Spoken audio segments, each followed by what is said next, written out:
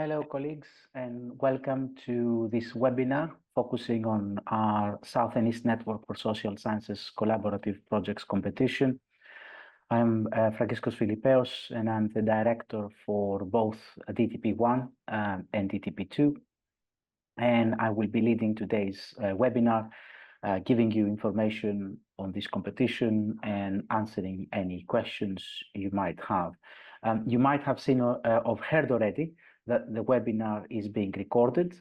We're recording all webinars and we will be posting the recording shortly after on our website. So if you want to review some of the material, it will be there. If you want to forward it to your potential collaborator, your collaborative partner, the webinars are also available on our YouTube channel, which means that they can be accessible from anyone.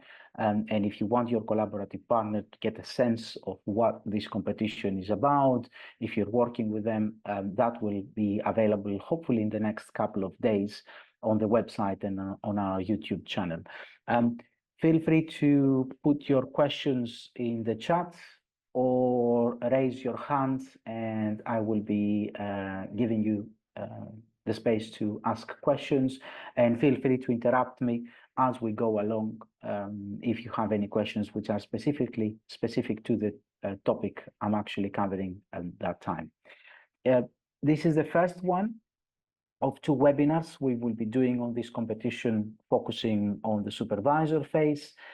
So again, if over the course of the next few days or weeks, there are other questions you might want to ask, you could either email us. I have the contact details and all the emails at the end of the presentation, or simply join that webinar towards the end and ask any questions you might have. Just to give you a sense of the things I will be covering, I will be giving some general information around the supervisor-led competition, sharing some of the statistics over the last 2 years. This is the third year we will be running the competition. And then I'll say a few words about the criteria and things around a good application, and also say a few words about the role of a PhD student in this context, just to get you thinking about shaping the project for a studentship. I said this is the third year, and of course, we're gonna have this round and 2 more rounds of this competition. We've got a total of 5 years of funding for the doctoral training partnership for SENSS. Therefore, if you are considering a relatively premature application, that is absolutely fine. It's not the end of the world if you don't submit this year. There are 2 more opportunities. And equally, what I always say is quite a significant number of applications that have been successful in the second round of submission. You're allowed to resubmit an application as many times as you like. We try to provide relatively constructive and developmental feedback to all applications that are unsuccessful. And in the past, colleagues have taken advantage of that opportunity, and they have resubmitted, redrafted their proposal, and they have been successful in the competition. So let me say a few words about the competition and start by sharing with you the timeline and the key dates.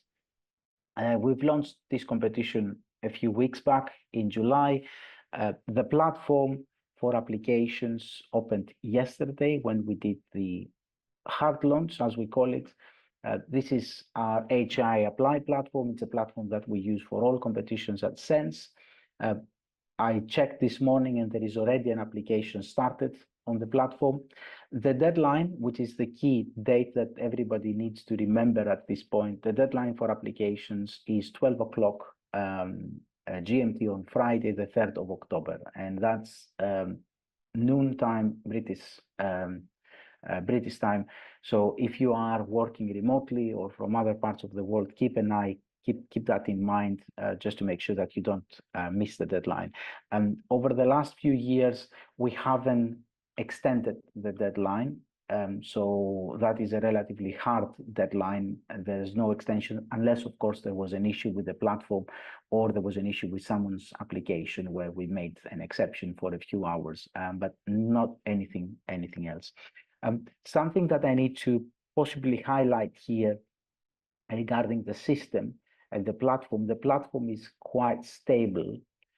But what I always suggest to colleagues is that they have their application somewhere in a Word file, and then they transfer the contents of that application onto the HI Apply platform by copying and pasting the information instead of simply writing the application on the platform. The platform is an online platform, so any loss of internet connection might mean that you won't be able to save the Word, and I'd hate losing an application at the last minute just because it wasn't saved on the platform. So keep always a copy of that application offline, and simply copy paste material onto the platform when you're ready to do so. We will be there are then two stages. The first stage is we ask institutions to do an initial shifting of the applications. So far, we haven't imposed any limit on the number of applications an institution might be submitting for this competition. So there is no limit how many applications Essex, East Anglia, Lincoln, Cranfield can submit to this application. But we do ask institutions to do this initial shifting with a view to ensure that there is substantial quality in those applications that are moved on to the panel phase. Then there is a panel meeting. The tentative date at the moment is the 20th of November. The panel is usually being chaired by the director of SENSS, myself. I have been chairing the panel for the last few years, actually, and I have been a member of that panel from the initial competition under DTP1. So I've seen quite a significant number of applications. The other members of that panel are a thematic chair, a member of the management board, and a supervisor from the previous, a successful supervisor from the previous round of competition. So there will always be someone that has submitted an application through this competition, and they have been successful, and they will be evaluating your application. We'll try to circulate those outcomes relatively quickly. So you can see, we've got the Friday there, the 28th of November. After the panel meets, we share a report with the management board. We usually get the approval of the management board for that report to then move on and announce the outcome.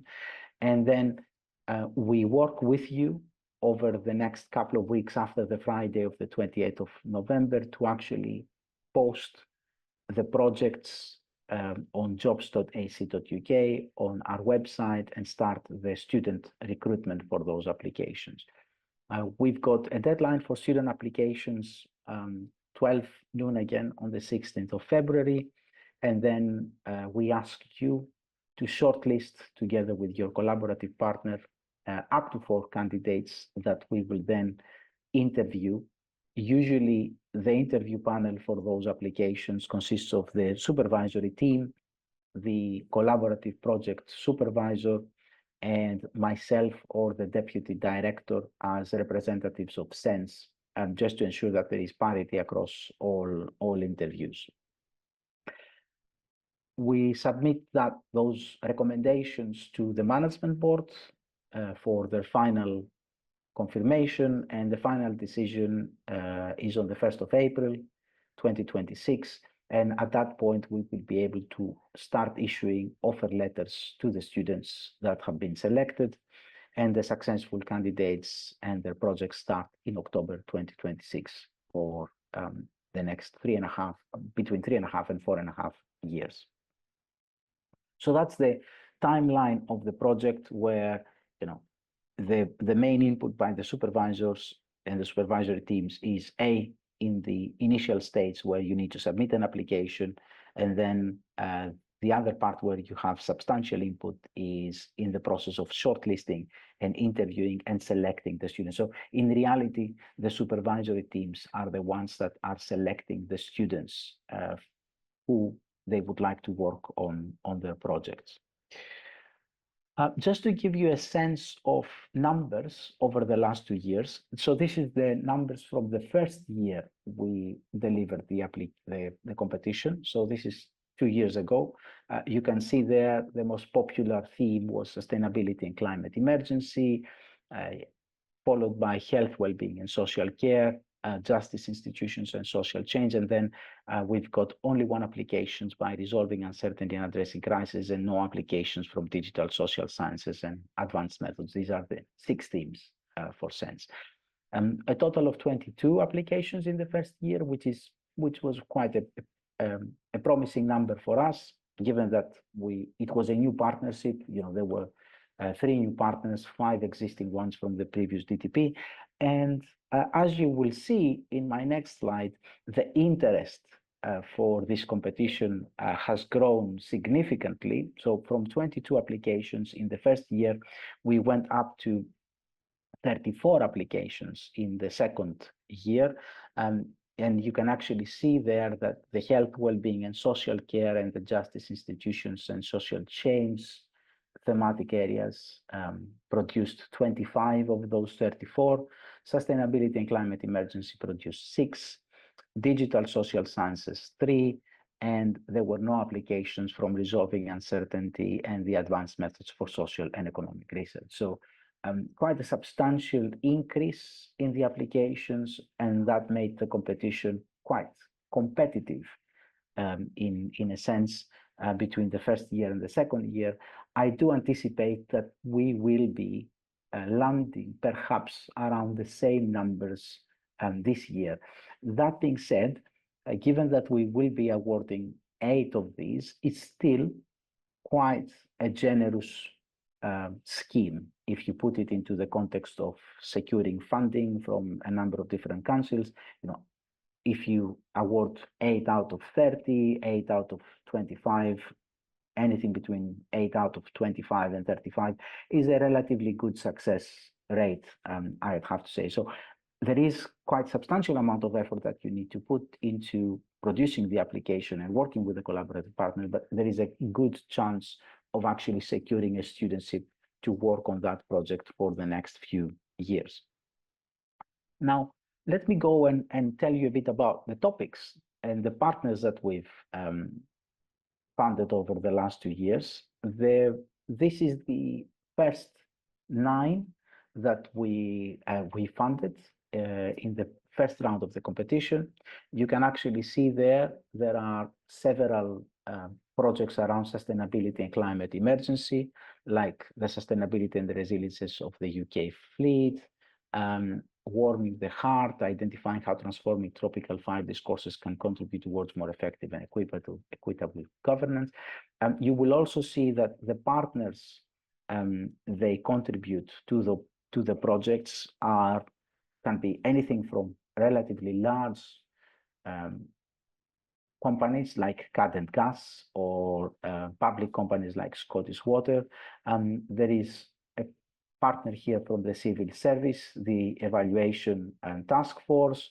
There are smaller organizations like Curious Minds. There are local governance organizations like Future Men, the Northeast England, Young Dads and Lads. So there is a variety of organizations that contribute to these collaborative projects. Something which is also quite interesting, and I decided to slightly modify this table for last year's projects that were successful, is I can show you how many students applied to the different projects. So this is last year's table with last year's projects that have been funded. And you can see here as well the different titles. You see that there are projects around health and well-being. There are projects around economics. The second project, which is an Essex-based project, it's with the Bank of England. The project of Hilary Norman, which is at the Goldsmiths, it's with a local authority. And you will see actually that there is quite a substantial interest for application. So not only you get to choose the student that will work on your project, but most of the time you have quite a substantial pool of candidates that you can select from. And that's I think, being a supervisor myself, that's a blessing, not only to be able to have a funded studentship, but also a funded studentship that has attracted quite a substantial group of talented people that they would like to work on those projects. So we've managed to appoint on each of those projects over the last few months, and effectively what those projects will be doing is they will starting in October 2025 together with the collaborative partners.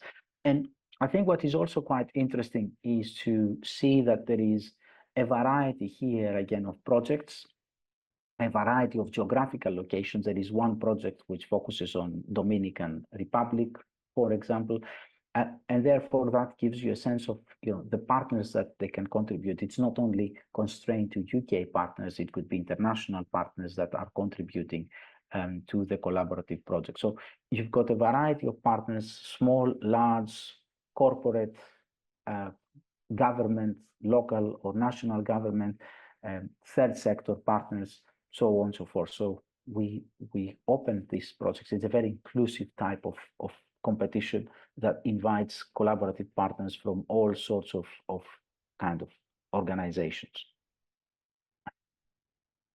I'll move on to say a bit more about the actual competition. And this year we will be awarding 8 collaborative projects. It's a slight drop from last year where we had 9. That drop is because we had to move one studentship to one of the other competitions we're currently running. So we've got a competition at the moment which is open with Cambridge, and that competition is currently running with a deadline in the early September. So we had to move one of those studentships from this competition to the SENSS Cambridge competition, and therefore we're left with 8. I've got a question in the chat, which I'll pick up now because it has to do with the results. And the question is how the results of the assessment be announced via the institutional SENSS link or the SENSS administrator. So effectively what happens is successful candidates receive an email from myself directly, letting them know that they can move on to the next phase of the competition, which is working with the team to put together the advert, put together marketing plan, and effectively start advertising. And the unsuccessful candidates again receive an email from me. Not necessarily, we say that the deadline for sending the feedback to unsuccessful candidates is probably just before the Christmas closure period, because I need time to kind of digest and put together the feedback. But the unsuccessful candidates learn at the same time as the successful candidates, and then they receive another email in the next few weeks with a more detailed feedback from the panel on their application that then they can use to effectively redraft their application should they wish to for any other funding schemes or for next year's competition. So we will be awarding 8 collaborative projects, and the main focus of this competition is that it should have a non-higher education institution involved. And when I talk about a non-higher education institution, it's not only UK higher education institution, but also international. So we would like you to engage with a non-education, basically, organization. It could be a business, government, third sector, and that organization must make a financial or an in-kind contribution to the studentship. I usually get the question here, first of all, does the financial contribution matter in terms of the evaluation of the project? And the answer is no.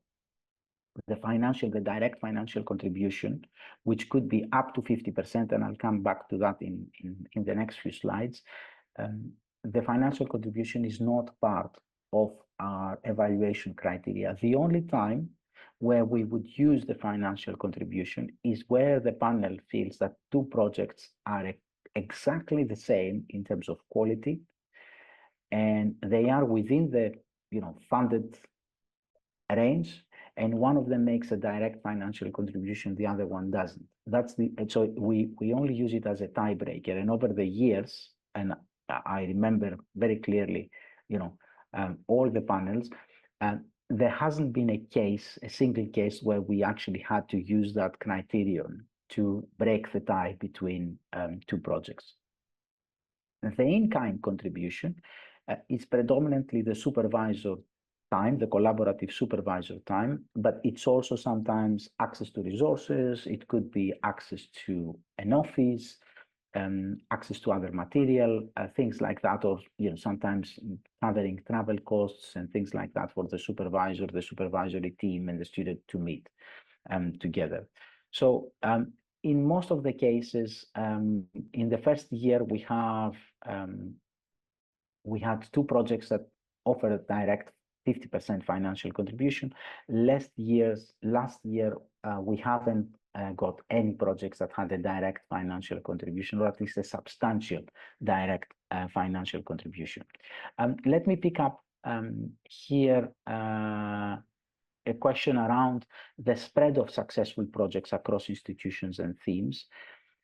There is absolutely no quota in this competition. So we effectively evaluate all projects on the basis of their quality, and we then rank them, and we decide to award the first 8, the top 8, and we usually keep at least 2 projects as reserves, just in case something happens and a supervisor declines the offer of that studentship. So there is absolutely no quota.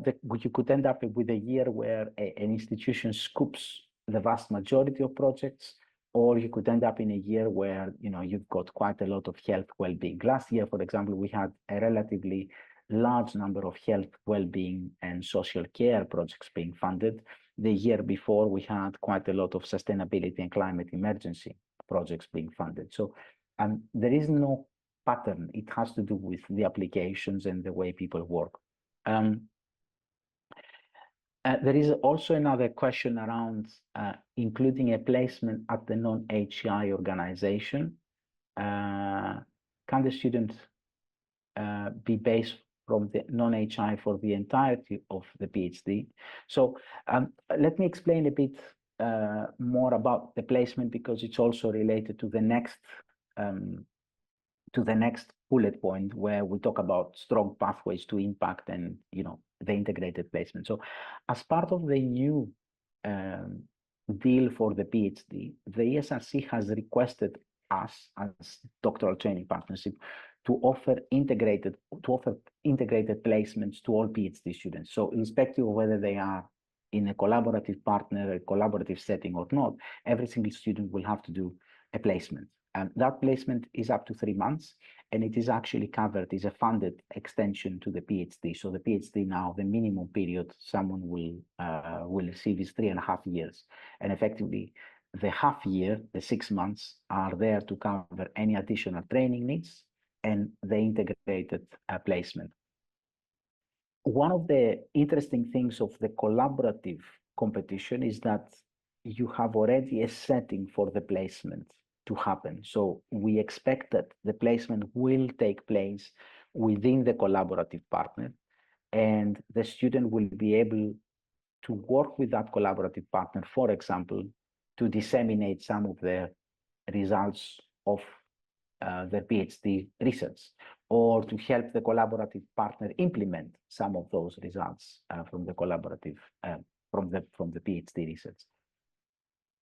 The way that placement is structured is up to you to decide. So for example, I've seen proposals in the past where that integrated placement was towards the end of the PhD. It was a 3 months block period because the student needed to work with the collaborative partner for those 3 months to effectively implement the findings of the research. I have seen also successful projects claiming that the integrated placement needs to take place throughout the PhD. So for example, they were working, the PhD student would spend a day, a week with a collaborative partner, and they would work with the collaborative partner throughout the PhD in the different phases.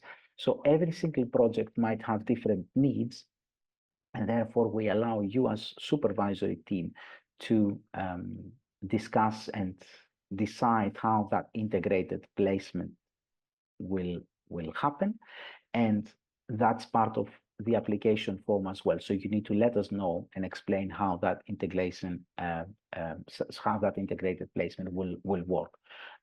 So the PhD student can spend 3 months as a block time, or they can spend 2 months in the beginning and 1 month at the end. So one of the projects we funded 2 years ago required the student to use a database, and that database, basically they spent a couple of weeks in the initial phases of the PhD to learn how to use the database, and then they spent a few weeks towards the end of the PhD disseminating information and disseminating research findings to the collaborative partner. So it has to do with the nature of the project and the way you would like the placement to work.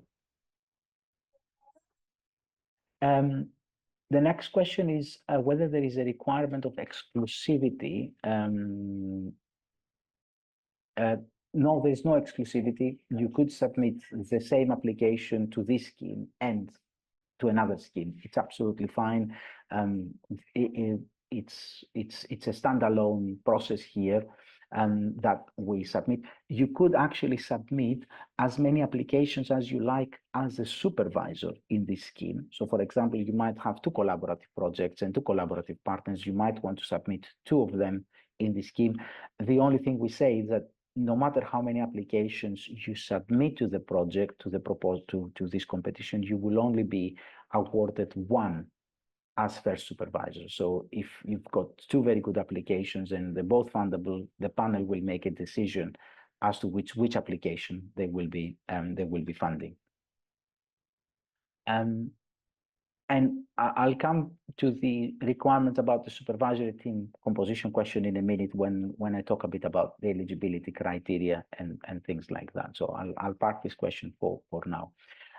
If you feel that I haven't responded to any of your questions, feel free to let me know, and I'll try to elaborate a bit more. So one of the things we're looking for in this competition is this pathway to impact. And in a sense, what we're looking for is to see clearly that there is a role for the collaborative partner in this context, that it's not simply a project that you are working as a supervisor and you tagged along a collaborative partner, but there is a clear need from the collaborative partner for this project to happen. And the collaborative partner will be looking towards this project to effectively find solutions for a real problem they might be facing. Now, the supervisor, the primary supervisor, is responsible for developing the proposal and submitting the application. There are several members of that, so usually we require a supervisory team, so the primary supervisor and the secondary supervisor. We also require that one of the members of that supervisory team, either the primary or secondary, has led students to completion in terms of the eligibility. And we also require that there is a collaborative partner supervisor, and we ask you to tell us who that person is and effectively elaborate on their role in the project and the supervision. So how does the supervision take place? Is it going to be attending monthly meetings, weekly meetings? Do we expect the collaborative supervisor to be offering input in the early stages of the project or throughout the project? How will that relationship work? And we basically ask you to submit the application. We give you then the opportunity to advertise for that project and select the best students. Your proposal needs to be based in one of the 6 thematic panels, and you can only enter this competition if your home institution is a member of that thematic panel. And in the vast majority of institutions, I'll have a table in a minute explaining how that works. In the vast majority, most institutions participate in most themes. Now, two supervisors, the primary supervisor and the second supervisor need to be academics. They don't need, answering the previous question about the supervisory team composition, they don't need to come from the same school. They don't even need to come from the same institution, if I want to put it a step further. We're looking for interdisciplinarity as part of this competition. So if there are supervisors coming from different schools, just to give you one example, in the past I have seen projects looking at organizational behavior, and I had supervisors coming from the business school, but also supervisors coming from the School of Psychology, and a partner being a third sector organization. So the answer is, there is no requirement. They could come from the same school, but there is no requirement that they have to come from the same school. They can be very different profiles. The only requirement we have is that the supervisory team is experienced in a way, so they have led students to completion.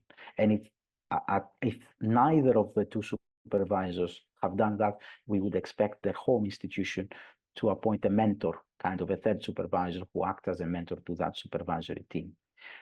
And we also ask for a letter of support from the collaborative partner, and we ask for that just to ensure that the collaborative partner has demonstrated commitment to the project, and we do provide a template for that letter under the guidance.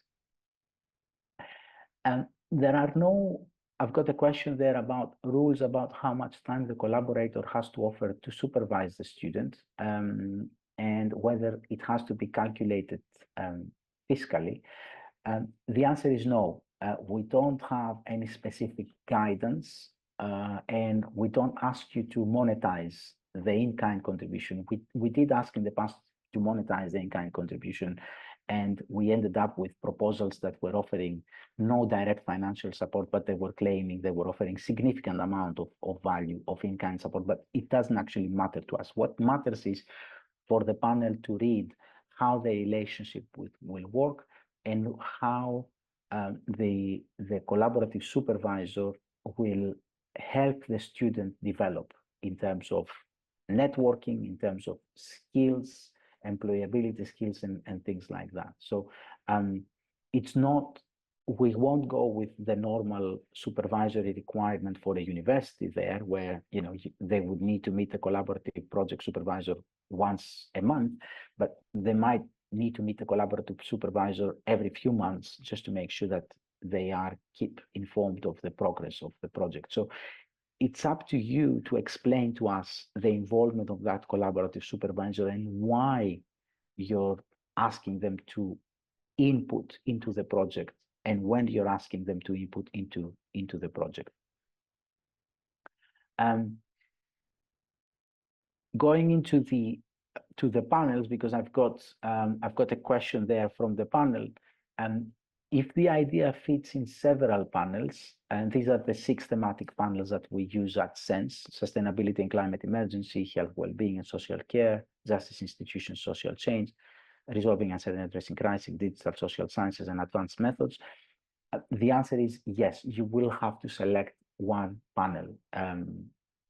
But as I said before, because there are no quotas around that panel, there are no quotas around institutions, and you can select the one that your project fits the best. It's then become for us more of a statistic than an evaluation method. Although as part of the evaluation criteria, we do ask you to just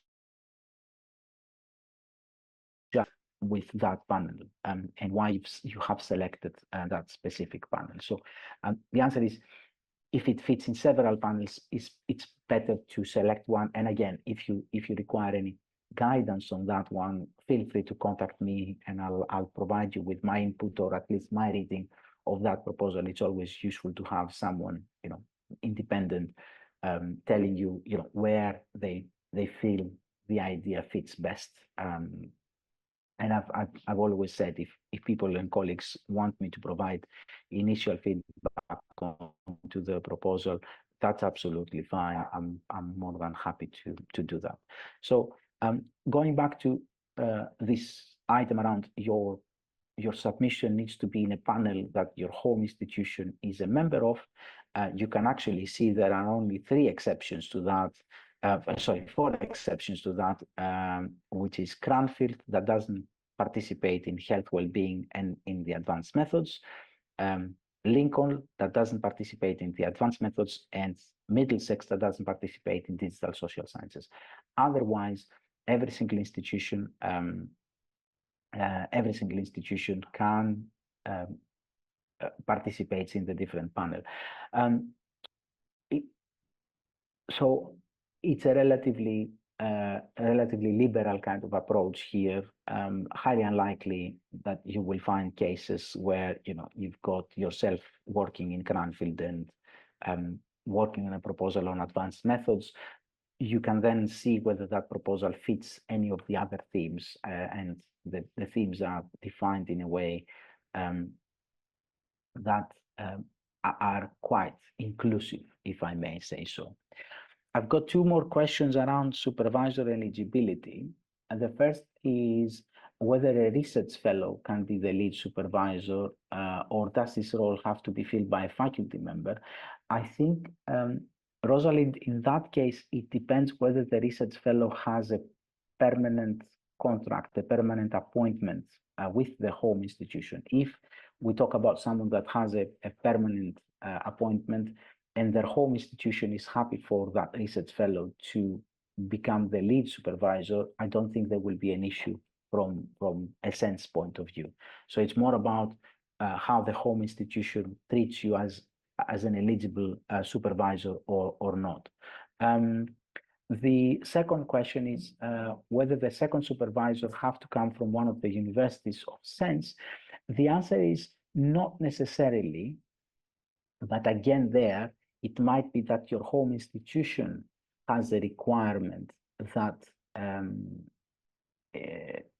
you have a second person from your home institution as a member of the supervisory team. So it's not a SENSS requirement there, but it becomes possibly a home institution requirement that you have at least a second supervisor from that home institution. But if you want the secondary supervisor to be from outside SENSS, that is absolutely fine. Again, you just need to justify the role in the project and how they're going to be committed to the successful completion of the project. Thank you very much for that comment around the feedback. As I said, I'm trying to make this a developmental process for all proposals. I'm trying to ensure that we get good proposals, and if we get proposals that we feel they are very good, but they need something extra, based on that feedback. And you also have to understand my position here is I could end up with, out of the 34 applications, and that is usually the case. If I could show you some of the statistics, I could end up with 20 exceptional applications. Unfortunately, the funding we have is only for 8. So sometimes it's not a matter of whether you have a good, very good, or exceptional application. Sometimes it's just there are 7 applications or 8 applications which are better than yours, and that definition of better might be at the point of 0.01. So it's just like the panel has to sometimes rely on their judgment and their discussion to make decisions. It's not a matter of whether you have a good application or not. It's a matter of having the best application in that group where we have the amount of funding allocated to. So, and because we've got only 8 out of around 40 that we allocate every year, we have to make sometimes very hard decisions, but equally we try to provide good developmental feedback to colleagues. So moving on to the collaborative partner contribution, and I said a few things about that already. And as I said, we invite collaborative contributions to make a financial contribution. They can't afford to make a financial contribution. They will definitely have to make an in-kind contribution, and usually that in-kind contribution is the supervisor, the collaborative supervisor time. The maximum, if you get a collaborative partner who is actually cash rich and they want to spend money on the studentship, the maximum they can provide us with is 50%. It's an ESRC requirement. They can't give us more than 50%, no matter whether they like it or not. And the only time, as I said, this counts in the project's favor in the competition if there is a tiebreaker and we need to do a tiebreaker.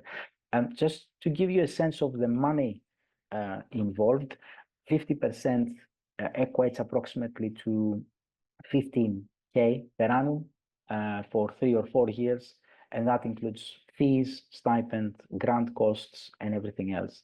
And depending, so the conversation you could have with your partner is effectively how much you can afford, not how much that we need to have 50%. So we could accept, even a small direct financial contribution. So if the partner says, "Oh, look, I've got £20,000, I can commit to this proposal now," that's absolutely fine. And sometimes this is how larger companies operate, that they've got a surplus in their budget this year, they want to allocate it, and they can allocate it, and then we split it throughout the 3 years of the studentship. And as I said, it could be a lump sum, or it could be an annual contribution to the award. And the in-kind contributions are access to data, training, resources, equipment, and as I said, staff supervisory time.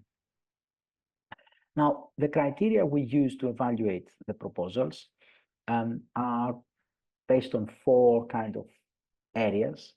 The first one is the general quality of the research proposal. We look at things like the feasibility, suitability of the proposal in general, the feasibility of the proposal. A lot of the time, colleagues ask me here, look, I've got a collaborative partnership that involves several mini projects. Do I bundle them all into this studentship? And the answer usually is no. Try to ensure that you make it very specific. You can talk about the general context of the collaborative partnership, but you need to focus on the key research questions for this and this proposal only. The quality of the collaboration, and here we don't necessarily talk about only established collaborations. We also talk about new collaborations that might be successful. And what we ask you there is to tell us about the potential of that collaboration and where it could lead. The third criterion is related to something which is a common, I also call it as a common pitfall. This is not a proposal to recruit a research assistant.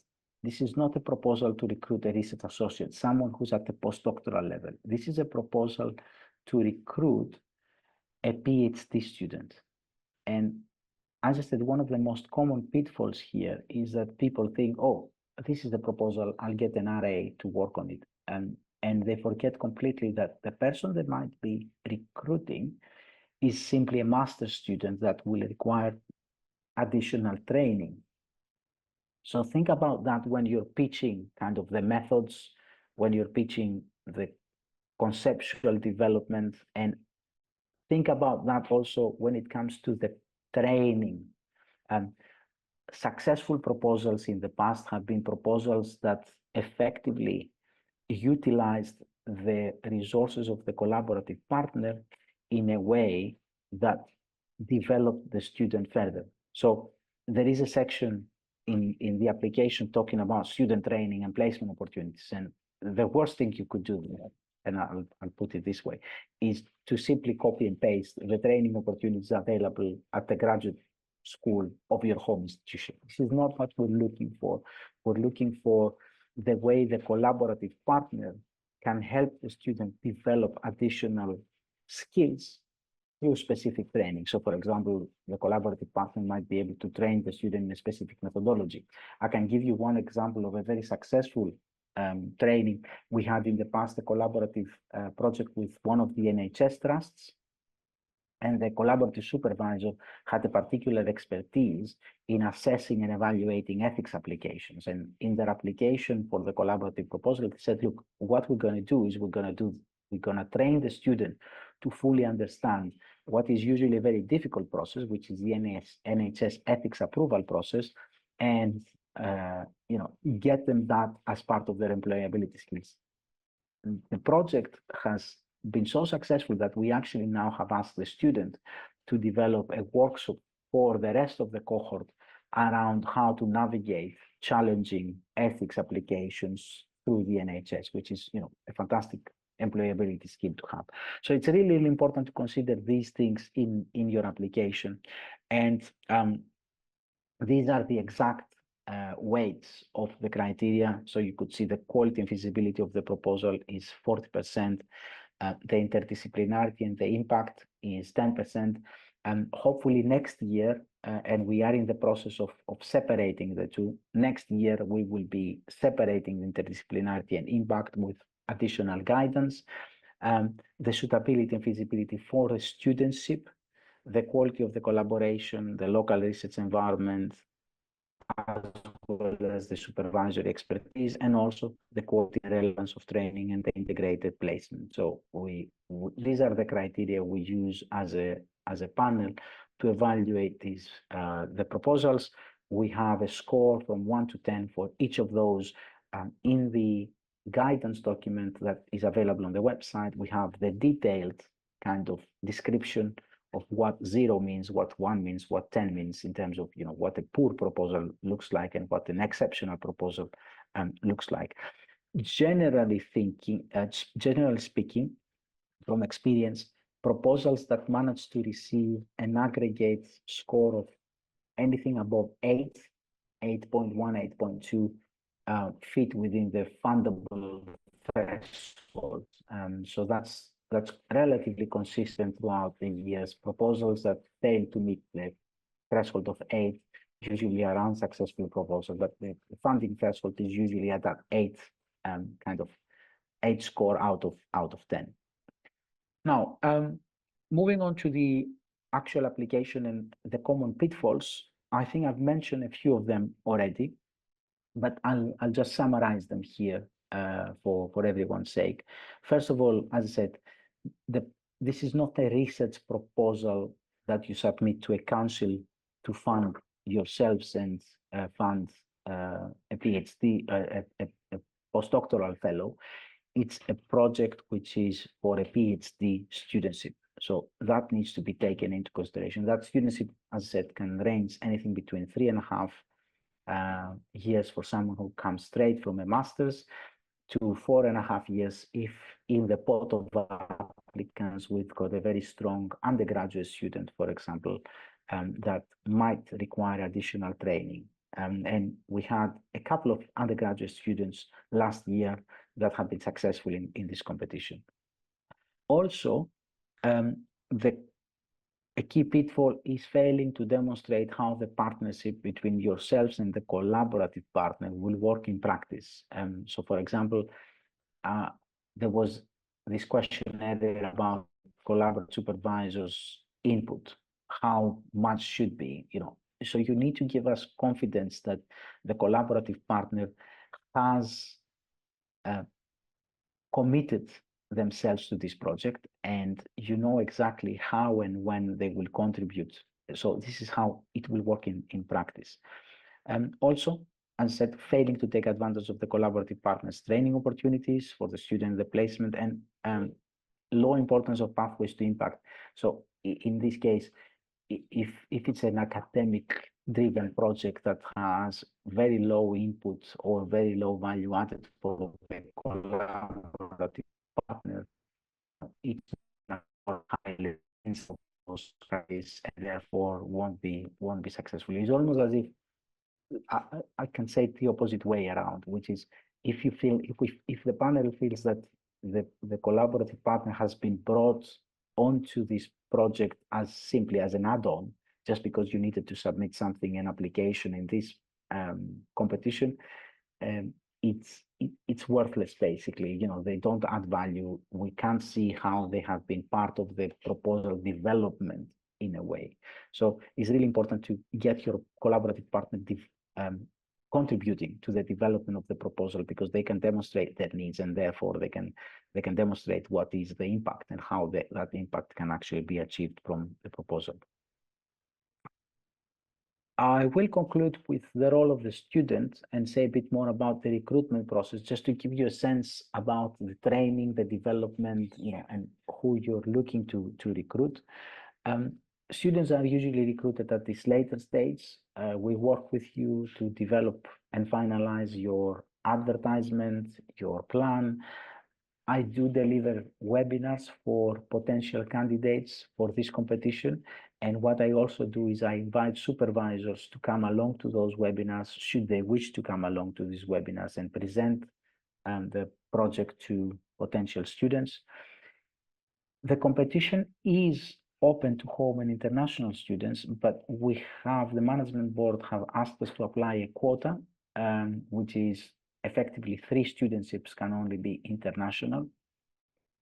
And what has happened last year, we managed to allocate every single project's preferred candidate. But I'm just saying that in the case that you're working on a project on the Global South, and you might need to take that into consideration. What usually happens at the stage of the recruitment of students is I monitor closely applications, interviews, outcomes of interviews, and I work with supervisory teams to come up with solutions that will give them the opportunity to select their preferred candidate. And last year, for example, through utilizing additional economic quota, we were able to afford 4 studentships that were international students in this competition. So we kind of went one above the 3 because one of the projects was an economics project, and we could use a quota which is slightly higher for economics candidates. It is an ongoing process of discussion with the SRC, especially as some of the themes, SENSS themes like justice institutions and social change, might lend themselves to projects dealing with the Global South. So I wouldn't worry too much about that at this stage, because we have found solutions in the past. It's open to full-time and part-time students, unless you have an argument that you need to have someone as a full-time. For example, the project might be time critical for the collaborative partner. Usually, interviews are taking place and supported by the SENSS core team, but organizing and running the interviews is the responsibility of the supervisory team, and as I said, the director or the deputy director will be a panel member. We look at the student skills, their fit with the project, and the future potential as a way of evaluating each student in that process. That was all from my side in terms of presenting the competition. I've got a couple of questions in the chat, and I'll respond to those in a minute. I'll put this one here just in case people and colleagues want to take note of that.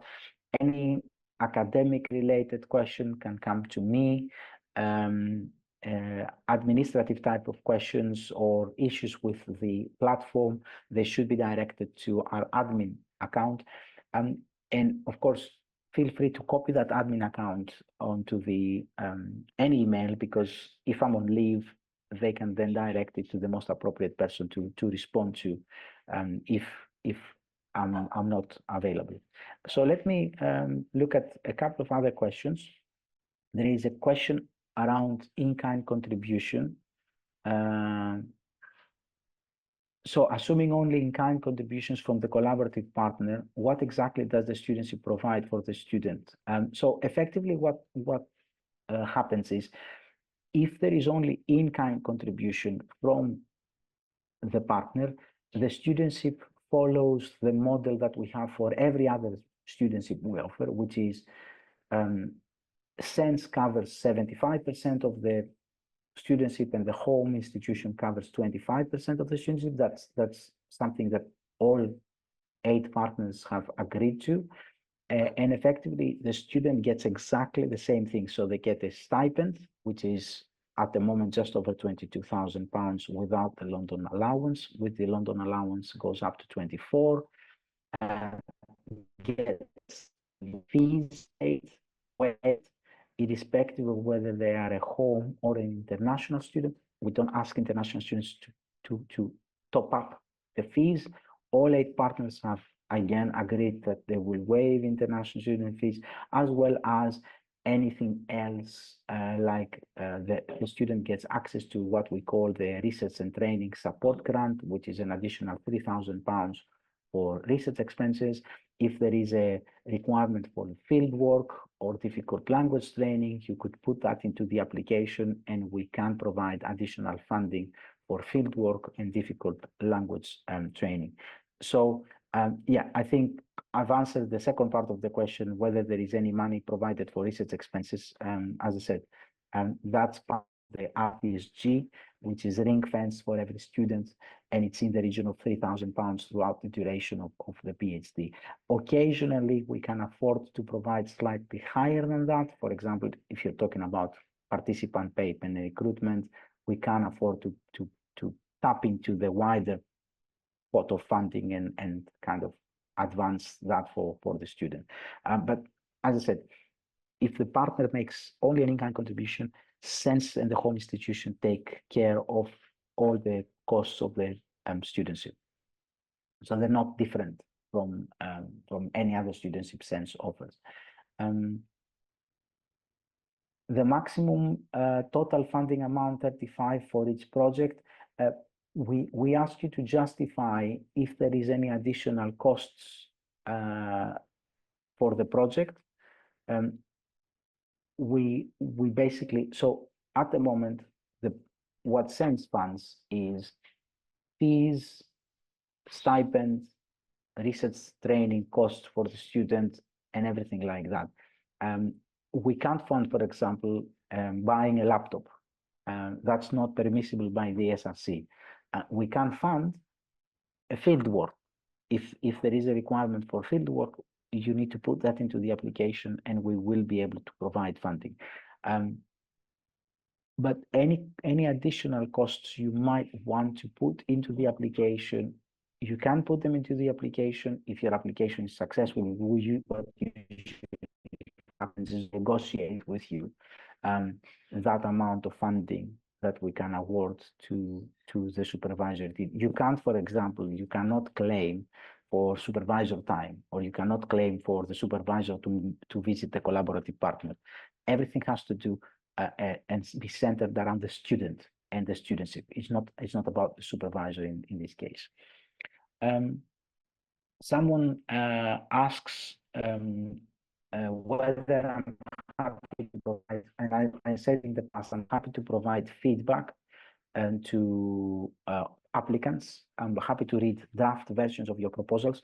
There is an incentive for me to read draft versions of the proposals, because if I've read the draft version of the proposal, then it means that I've read quite a substantial amount of your actual application. So for me, it saves time further down the line.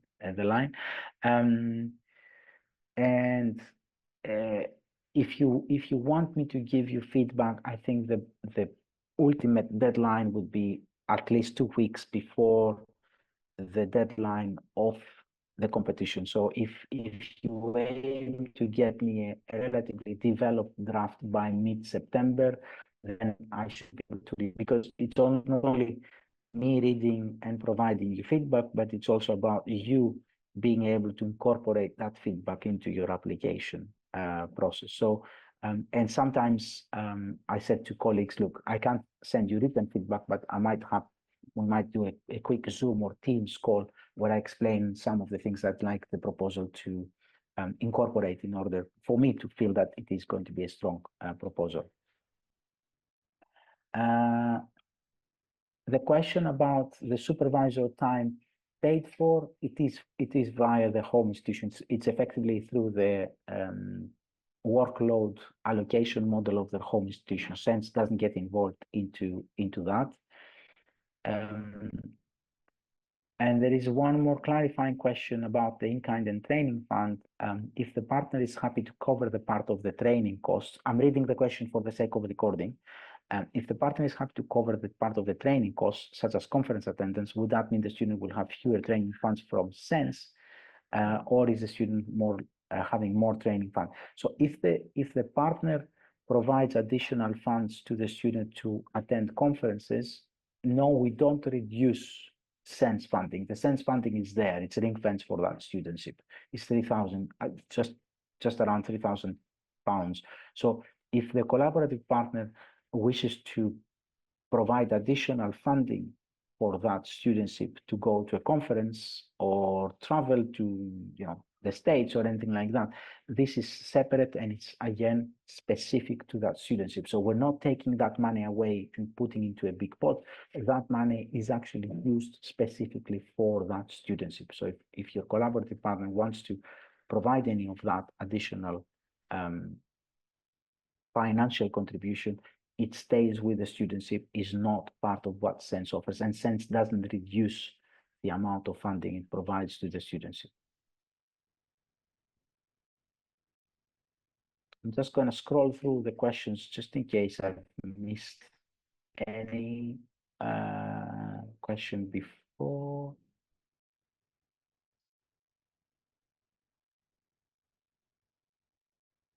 I can't see anything there that I haven't responded to so far. We're 1 minute over. As I said, the website is up, live, running. The HI Apply platform is open for applications if you want to apply. If you've got any questions, feel free to send them through. There is one more webinar in the first 10 days of September. I don't remember the exact date at the moment. I think it's on the 10th of September. And that webinar is going to be recorded as well. And we will hopefully be putting this recording onto the website in the next few days. It's a matter of me downloading the recording and sending it over to the admin team so they can upload it onto YouTube. I hope you enjoy the rest of your afternoon, and I hope to be seeing some of your applications as part of the collaborative projects competition. And as I said, if you feel that it's a premature application, don't be afraid. There are 2 more years, 2 more rounds of this competition that you can submit, this one and 2 more rounds in the future. So I hope you found this webinar useful and enjoy the rest of your day. Thank you very much.